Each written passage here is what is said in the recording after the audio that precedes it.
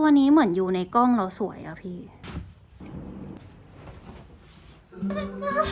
โอ้นุ่มจังชุดนอนโนบราฮัลโหลสวัสดีค่ะขอต้อนรับเข้าสู่ช anel ของบีบีนะคะใครที่ยังไม่เคยดูคลิปบีบีมาก่อนก็ฮายเจอกันครั้งแรกนะคลิปในวันนี้เป็นคลิปที่ทุกคนขอมาแบบนานมากก็คือ bedroom tour นะทุกคนวันนี้ก็จะมาทำให้แล้วกว่าจะมาเป็นห้องวันนี้รอของแต่งรอนู่นรอนี่กว่าจะรู้สึกว่ามันใช่เราจริงๆป่าไป2 เดือนสำหรับบีบีส่วนตัวห้องนอนหรือว่าบ้านอะมันก็เป็นที่สะท้อนตัวของเราว่าแบบเฮ้ยเราเป็นคนยังไงเราชอบงานอดิเรกอะไรเราชอบสีอะไรประมาณเนี้ยเดี๋ยวไปดูกันว่าเบดรูมของเรามันรีเฟล็กหรือว่าสะท้อนความเป็นเรายังไงบ้างใครที่อยากรู้ว่าห้องอะมันเป็นยังไงก่อนหน้านี้เดี๋ยวบีบีจะขึ้นการ์ดไว้ให้ก็สามารถไปกดดูห้องตอนที่มันยังเป็น empty room tour ได้จะได้รู้ว่าเฮ้ย before after อะเขาหน้าตาเปลี่ยนไปยังไงบ้างจนมาเป็นห้องนอนในวันนี้นะคะไปดูกันเลยย้อนไปเมื่อ2 เดือนที่แล้ว2 เดือนกว่าที่แล้วโอเควันนี้เราจะมาเลือกผ้าม่านกันตัวนี้เหมือนอยู่ในกล้องเราสวยอะพี่เขาจะเยอะกว่านิดนึงแต่มันก็เงาแง่ยากอะจะมี2 อันเนี้ยที่เหลืองกว่าเพื่อนใช่ครับอันนี้มันจะแบบเทาไปใช่อันนั้นจะอันนี้ ออกเทาเลย บายอันนี้จะมีความแบบคราฟอันนี้มันจะมีแบบเส้นที่มันเป็นเส้นแบบมีเส้นตัวหนอนอยู่นิดนึงอะ ตรงเนี้ยติดที่มัน เงาอ่ะไม่ชอบอ่ะเหมือนเขาเป็นพี่น้องกันแต่อันนี้แค่ทึบ ในกล้องเหมือนสีนี้จะดูแพงกว่า texture มันน่ารักมากเลยอันนี้จบที่สีนี้ค่ะสีอบอุ่นผ้าปูที่นอนกระปอบหมอนมาส่งแล้วจ้ามื้อเช้าของเราในวันรีบๆนะคะวันนี้ก็เดี๋ยวจะมาจัดเตียงให้เขาที่เขาทางห้องโล่งมาก3 2ฮึบเอ้ยเอาไปไว้ที่อื่นอะไปตรงโน้นไม่ได้เอาไว้ตรงนี้นี่ thank you ต้องมาแรงๆนี่นะคะมีสเปซตรงนี้เพิ่มอีกยาวไกลสภาพฝุ่นแล้วก็เลอะเทอะรกมากทุกคนอันนี้เป็นผ้าปูที่นอนที่เราซักมาแล้วจากที่บ้านนะคะอุ้ยนุ่มมากโอ้ so soft เดี๋ยวเรามาปูกัน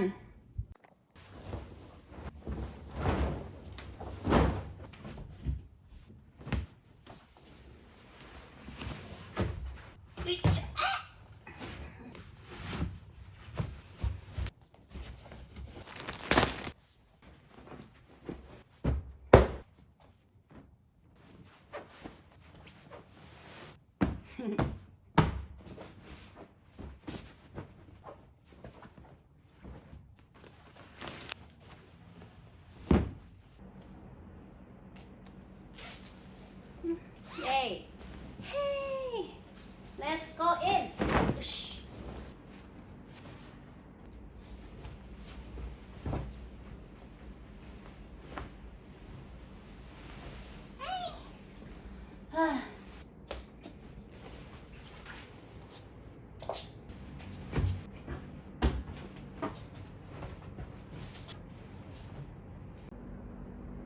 ก็ส่วนที่ไม่ใช้เก็บในนี้เลย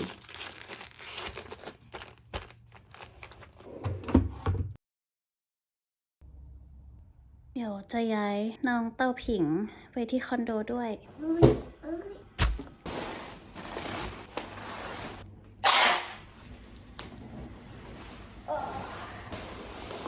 ตั้น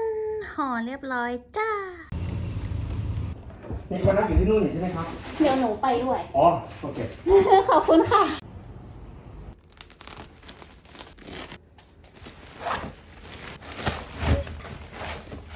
โอเคนำท็อปเปอร์ออกจากถุงไปตากลมหรือแดด4-5 ชั่วโมงคือเหตุผลที่บีบีซื้อท็อปเปอร์เพราะว่า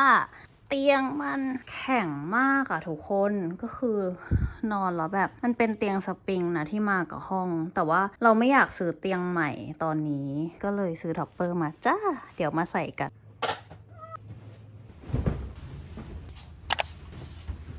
ยิ่งจังalright ย้ตะดังนะนุ่มจัง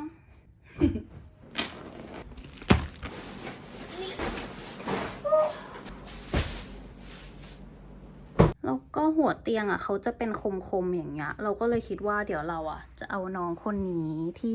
เป็นโมนๆมาใส่ครอบไว้ จะได้ดูนุ่มนิ่มชนแล้วไม่เจ็บนะคะ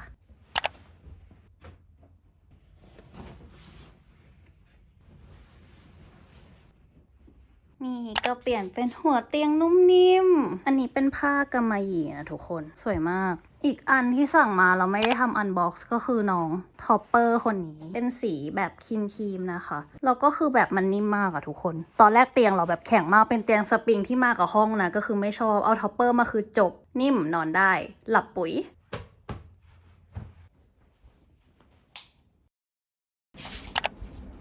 เตาผิงที่ทุกคนชอบถามนะอันนี้ได้มาจากมิติสตูดิโอ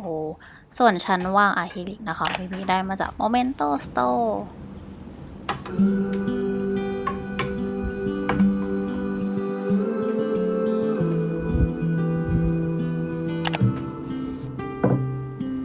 Butterflies are floating like your red hair in the breeze. Spring awakening, new love มุมนี้เสร็จแล้วจ้า into lilac dreams. Lay beside me, whisper softly your sweet empathy. คลิปก็ต้องตัดนะคะ แล้วก็ต้องคอยดูช่างที่มาติดพม่านด้วย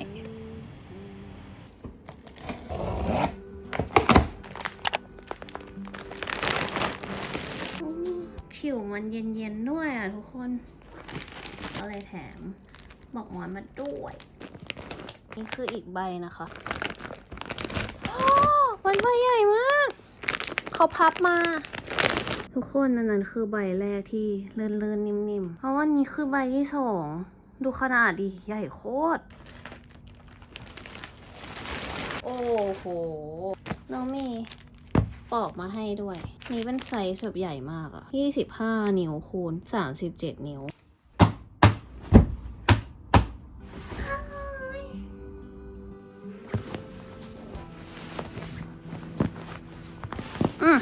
อ้วนจัง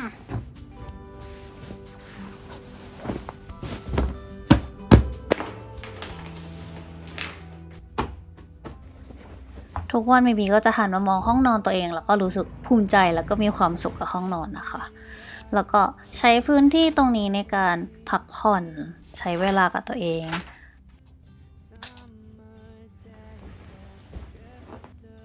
สำหรับเรานะการแต่งห้องเป็นอะไรที่มันต้องค่อยๆทำไปอะค่ะมันก็เหมือนชีวิตที่แบบเราเรียนรู้อะไรเพิ่มในทุกๆวันแล้วก็เพิ่มสิ่งที่ชอบใหม่เข้ามาเดี๋ยววันนี้มาเปลี่ยนผ้าปูที่นอนใหม่กันนะคะอันนี้สั่งมาได้สักพักแหละโอ้นุ่มจังนี่เป็นลายนี้นะคะต้อนรับคริสต์มาสมันเป็นทูโทนอะทุกคนเป็นลายกับแบบเรียบ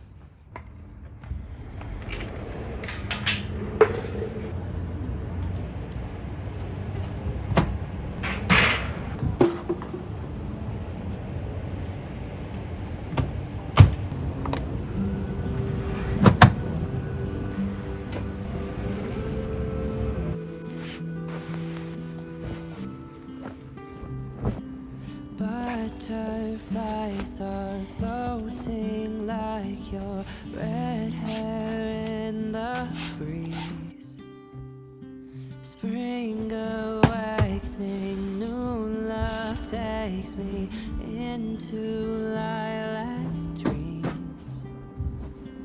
Lay beside me, whisper softly your sweet empathy.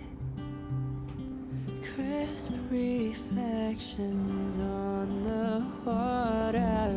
of you close อันนี้คือมุมที่มองจากห้องนั่งเล่นเข้าไปในห้องนอนซึ่งปกติเนี่ยเราจะสามารถกั้นแอร์ได้โดยประตูสไลด์ตรงนี้ก็คือดึงปรื๊ดออกมาหรือจะปิดกั้นด้วยม่านอย่างนี้ก็ได้เหมือนกันเดี๋ยวบีบีปิดให้ดูดีกว่าเป็นไงนี่นะคะปิดแล้วก็จะเป็นประมาณนี้ม่านอันเนี้ยเรามาติดเพิ่มเองที่ห้องเขาไม่ได้ให้มานะแต่ว่าถ้ามีแค่บานสไลด์ที่เป็นกระจกเนี่ยเรารู้สึกว่าห้องมันไม่ค่อยมีความ private เวลาที่มองจากห้องรับแขกก็คือทะลุเข้าไปห้องนอนเลยอะไรประมาณเนี้ยไปเดี๋ยวเราพาเข้าไปดูดีเทลในห้องนอนว่าเป็นยังไงบ้างแล้วก็แต่ละชิ้นเนี่ยได้มายังไง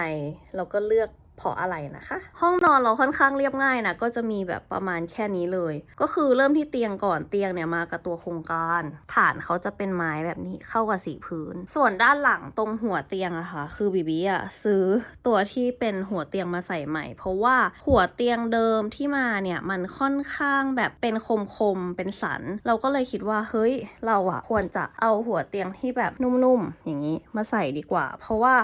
ถ้าเราแบบว่าลุกขึ้นตอนกลางคืนเราเป็นคนซุ่มซ่ามอาจจะชนได้อะไรประมาณเนี้ยทุกคนก็เลยได้เป็นน้องคนนี้มาส่วนหมอนอันนี้นะคะบีบีได้มาเป็นของคอมฟี่นะแล้วก็ใบเล็กก็เป็นของคอมฟี่เช่นเดียวกันอันนี้เป็นหมอนที่แบบนุ่มมากทุกคนฟิลของหมอนก็จะเป็นเหมือนแบบหมอนที่เราไปนอนที่โรงแรมใบสีขาวอันเนี้ยคือหาปลอกธรรมดามาใส่ไม่ได้เพราะว่าไซส์เขาใหญ่มากแต่ก็คือนุ่มมากนะทุกคนส่วนอีกใบหนึ่งเป็นใบเล็กนี่ก็เขาจะเป็นแบบรุ่นคูลอ่ะก็คือนอนแล้วมันจะมีความเย็นๆนอนแล้วไม่ร้อนอะไรเงี้ยลองมา2รุ่นชอบทั้งคู่เลยจ้าทุกคนต่อกันที่หมอนที่เป็นหมอนอิงนะคะอันเนี้ยไปดูปลอกมาจากที่อีเกียแล้วด้านในอ่ะเราก็ใช้หมอนเก่าที่เรามีนะส่วนอันนี้บีบีได้มาจากร้านผ้าม่านหรือร้านเฟอร์นิเจอร์เมื่อแบบนานมากๆแล้วอ่ะเขาเอามาโละขายแบบใบละแบบ60หรือ100นึงอะไรประมาณเนี้ยก็เลยซื้อมาเก็บไว้หลายปีมากแหละไม่คิดว่าวันเนี้ยน้องคนนี้เราจะได้ใช้นะคะผ้านวมแล้วก็ปลอกหมอนอันเนี้ยคือจะบอกว่าน่ารักมากคือเขาอะจะเป็นสีพื้นใช่ป่ะทุกคนแล้วอีกด้านหนึ่งก็คือจะเป็นแบบสีเดียวกับผ้าปูที่นอนเป็นผ้านวมที่ความหนากำลังดีไม่ได้แบบว่าน่ารำคาญมากเพราะว่าหนาเกินไปนะทุกปลอกหมอนก็คือแบบนุ่มลื่นใช้ได้เลยนะคะว่าร้านที่ขายชุดผ้านวมกับปลอกหมอนอันเนี้ยคือเขาขายผ้านวมปลอกหมอนที่ดูมีความเกาหลีมินิมอลสูงมากก็ลองไปตามกันเดี๋ยวเราจะขึ้นชื่อร้านไว้ให้นะคะถัดมาที่ด้านใต้เตียงคือตรงนี้ก็คือเขาจะมีเป็นเกะอยู่เราอ่ะก็จะเก็บพวกแบบผ้าปูที่นอนที่ไม่ใช้อะไรเงี้ยทุกคนเดี๋ยวเปิดให้ดูนี่ก็คือเก็บไว้ในนี้จะได้เป็นระเบียบมาถึงมุมนี้เป็นมุมโปรดเป็นมุมเตาผิงนะคะซึ่งเราก็จะใช้ถ่ายงานแล้วก็บางทีก็มานั่งอ่านหนังสืออะไรตรงนี้แบบชิลๆนะทุกคนชั้นวางของที่เป็นใสๆอ่ะคือบีบีได้มาจากร้านโมเมนโตนะก็คือดีมากเพราะว่ามันเอาไว้แบบวางของได้จริงนี่ก็คือจะเป็นชั้นอะคริลิกนะทุกคนมันค่อนข้างแข็งแรงนะคะแล้วก็จะมีเทียนต่างๆน้ำหอมที่เราแบบใช้จริงๆนะโคมไฟอันนี้ก็เป็นอันที่ชอบมากเพราะว่ามันมีความสันสานก็คือจะดูรีสอร์ทอะทุกคนนี่ไปเปิดก่อนนอนนะคะแล้วอันนี้บีบีจะไว้วางต่างหูที่แบบบางทีเราใช้บ่อยๆตรงนี้ด้วยเพราะว่าบางทีถอดแล้วขี้เกียจเดินไปเก็บที่กล่องใหญ่ก็ไว้ตรงนี้ไปก่อนก็มุมนี้จะเป็นประมาณนี้ต่อกันที่ข้างล่างเตาผิงนะทุกคนเนี่ยมันลงมาแบบนี้ตรงนี้จะเป็นอุปกรณ์ที่ใช้กับเทียนก็จะมีที่จุดไฟมีตัวตัดไส้เทียนนะอันเนี้ยมันเป็นอย่างเงี้ยไว้ตัดไส้เทียนอันนี้ไว้เขี่ยเวลาที่ไส้เทียนมันจมลงไปในเทียนส่วนอันนี้เป็นตัวใช้เอาไว้ดับเทียนนะคะแล้วอันนี้ก็เป็นแบบเดคอเรชันส่วนนี้เป็นครีมที่เราใช้บ่อยมากๆจริงๆก็เลยตั้งไว้ตรงนี้แล้วก็สีเขาก็ดูแบบเข้ากันด้วยอะไรเงี้ยแพคเกจจิ้งดีคุณภาพดีก็เลยเอามาวางไว้ตรงนี้เลยชั้นต่อมาของน้องเต้าผิงก็จะมีต้นไม้ประดับอันนี้ซื้อจากอีเกียทั้งกระถางแล้วก็ทั้งต้นเลยแล้วก็จะมีครีมตัวนี้เป็นบอดี้โลชั่นนะคะของ Bath and Body Works ซึ่งกลิ่นหอมมากจะเป็นลมทาดีอ่ะก็คือเขาบอกว่ามันจะ moist แบบ24 hour ก็คือนุ่มไปเลย24 ชั่วโมงมุมถัดมานะคะจะเป็นไว้แบบวางพวก journal แล้วก็พวกหนังสือ บีจะบอกเทคนิคก็คือเวลาเลือกของอะเราเป็นคนชอบเลือกของที่มันสีแบบไปในทิศทางเดียวกันเวลามาวางด้วยกันอะมันจะดูเป็นระเบียบมากยิ่งขึ้นอย่างตรงเนี้ยก็จะมีสีแบบน้ำตาลกับน้ำตาลเหมือนกันใช่ป่ะแบบเขียวกับเขียวเหมือนกันอะไรเงี้ยมันก็จะดูน่ารักส่วนจริงๆเล่มนี้ที่อ่านอยู่เกี่ยวกับเรื่องคน introvert ก็คือมันเป็นสีแปรดอะเราก็เลยวางในการเอาสันอะออกมาแทนเพื่อให้แบบมันไม่ดูรกห้องอะไรเงี้ยทุกคนเก็บเข้าไปแล้วก็เป็นแบบนี้เหตุผลที่เราเอาตัวสมุดไว้ใกล้กับเตียงนะเพราะว่าบางทีเนี่ยเราตื่นเช้ามาก็จะชอบแบบเหมือนกับหยิบมาเขียนอะว่าตัวเองแบบว่าเหมือนมีอะไรกังวล หรือมีอะไรต้องทำก็คือเราเลยเอาสมุดเล่มหนึ่งอะไว้ข้างเตียงเลยเพื่อที่แบบถ้าเราแบบมีอะไรที่มันต้องแบบเหมือนโยนลงไปในกระดาษเพื่อให้ไม่เครียดอะเราก็จะรีบเขียนลงไปก็เลยจะเอาเล่มนี้ไว้ตรงข้างๆเตียงค่ะแล้วหมอนใบนี้ก็ได้มาจากหมอนใบเดียวกันกับที่อยู่บนเตียงตรงนี้ทิ้งก็คือ60หรือ100นึงไม่รู้เพราะว่าซื้อนานมากแล้วอ่ะก็ไม่คิดว่าจะได้เอามาแต่งบ้านนี้เพราะปกติอยู่อีกบ้านหนึ่งนะคะปลอกหมอนอันนี้อีเกียเช่นเดียวกันน้องยูคาลิปตัสคนนี้ไม่มีได้มาจากเหมือนร้านในช้อปปี้นะแจกันข้างใต้อันนี้ก็คือได้มาจากร้านที่ขายพวกเซรามิกอะไรเงี้ยถ้าจำไม่ผิดน่าจะชื่อร้านนาเซรามิกแล้วก็เราเอาปลั๊กไฟมาแอบไว้นี่เพราะว่าเอาอันนี้บ้างใช่ป่ะทุกคนมันก็จะแบบไม่โลกแหละไม่เห็นต่อที่พรมเป็นอะไรที่คนถามเยอะมากอันนี้ได้จากช้อปปี้นะราคาน่าจะแบบ300กว่าบาทมั้งเดี๋ยวถ้าหาลิงก์เจอเดี๋ยวจะใส่ลิงก์ไว้ให้นะคะ overall มุมนี้ก็จะเรียบง่ายประมาณนี้เลยจ้าก็คือมุมห้องเล็กๆตรงนี้เก้าอี้เนี่ยมากับโครงการนะเราก็เอาตะกร้ามาเก็บพวกแบบผ้าต่างๆที่แบบเราไม่ได้ใช้มันจะได้อยู่ที่เดียวกันเป็นระเบียบเรียบร้อยนะคะทิปส์ง่ายๆเลยสำหรับคนที่กำลังจะแต่งห้องไม่ว่าจะเป็นห้องรับแขกหรือว่าโต๊ะทำงานหรือว่าห้องนอนเรามองว่าเราต้องเหมือนรู้จักตัวเองระดับหนึ่งก่อนว่าแบบเฮ้ยเราชอบสีอะไรเราชอบบ้านสไตล์ไหนอะไรเงี้ยอย่างมิบี้ชัดเจนว่ามิบี้อยากให้บ้านเข้ามาแล้วแบบมี3คีย์เวิร์ดก็คือรู้สึก calming รู้สึกใกล้ธรรมชาติแล้วก็รู้สึกมินิมอลนะก็เป็น3คีย์เวิร์ดที่เราเหมือนเก็บไว้ว่าเฮ้ยมันจะต้องมี3สิ่งนี้อยู่ในห้องอยู่ในบ้านของเราหลังจากนั้นก็คือไปหารูปจาก Pinterest หรืออินเทอร์เน็ตหรือว่าแบบพวก IG พวกบ้านเกาหลีก็ได้ทุกคนก็คือเขาจะมีรูปที่เฮ้ยบ้านมันสวยใช่ป่ะเราก็เก็บมาแล้วเราก็มาดูว่าอันไหนที่แบบมันดูเป็นเราแล้วเราก็เลือกรูปมามันจะเริ่มเห็นแล้วว่ารูปซ้ำๆประมาณเนี้ยที่เราจะชอบเราก็เอาพวกนั้นมาเป็นอินสไปร์ในการเลือกของมาแต่งประมาณนี้เลยสำหรับมือใหม่หัดแต่งห้องนะคะก็ลองดูก็หวังว่าคลิปนี้จะเป็นประโยชน์สำหรับหลายๆคนนะที่หาของแต่งบ้านอยู่ส่วนใครที่ชอบแต่งบ้านแล้วก็อยากได้แบบไอเดียหรือว่าเฮ้ยของชิ้นนั้นชิ้นนี้มันซื้อที่ไหนบีทำคลิปเกี่ยวกับของแต่งบ้านไว้เยอะมากจัดระเบียบแต่งบ้านก็คือเยอะเหมือนกันเดี๋ยวจะขึ้นเป็นเพลย์ลิสต์ไว้ก็ลองไปกดดูกันนะคะสำหรับวันนี้บีก็ใส่ชุดนอนอยู่ซึ่งเป็นชุดนอนของแบรนด์ Sleep to Sleep เป็นชุดนอน no bra ทุกคนเพราะว่าตรงกระเป๋า2ข้างเขามีเสริมผ้าหนาถึง3ชั้นใส่อยู่บ้านใส่นอนสบายๆโดยที่เราไม่อึดอัดแล้วก็ไม่ต้องเขินอายว่าจะมีอะไรไม่สมควรโผล่มาให้รู้สึกสั่นสะเทือนใจอะไรเงี้ยทุกคนแล้วอันเนี้ยมันเป็นชุดนอนคอตตอนซาตินซึ่งเราชอบมากอันนี้คือไม่รีบเพราะว่ารู้สึกว่าใส่นอนนะก็คือสบายดีทุกคนก็ฝากแบรนด์ชุดนอนอันนี้ไว้ด้วยเพราะว่าอันเนี้ยได้มันละชอบมากเพราะว่าผ้ามันก็ดีใช่ป่ะทุกคนแล้วก็สีมันสะท้อนความเป็นเรามากก็คือเป็นสีแบบมินิมอลลายก็สวยอะไรเงี้ยฝากไปติดตามกันด้วยนะคะก็จะได้เป็นห้องนอนที่สวยงามชุดนอนที่น่ารักจะได้นอนกันอย่างมีความสุขนะจบแล้วก็หวังว่าเพื่อนๆจะชอบกันสำหรับคลิปนี้นะคะส่วนใครที่อยากดูแต่งห้องนั่งเล่นก็คอมเมนต์ไว้ข้างใต้นะเดี๋ยวจะพยายามรวบรวมแรงกายแรงใจแล้วก็มาทำให้นะคะทุกคนใครที่อยากติดตามกันแบบทีๆก็ติดตามกันได้ใน IG ดิ้งๆขึ้นให้แล้วไปตามกันเยอะๆนะคะเทคแคร์มีความสุขมากๆกับปีใหม่คริสต์มาสนี้อย่าลืมค้นหาว่าตัวเองชอบอะไรแล้วก็ทำสิ่งนั้นบ่อยขึ้นจัดเวลาทำสิ่งนั้นบ่อยๆจะได้มีความสุขท่ามกลางแบบสถานการณ์ปัญหาโควิดต่างๆหรือว่าอะไรก็ตามเนาะวันนี้ไปแหละบ๊ายบาย Now you are someone I really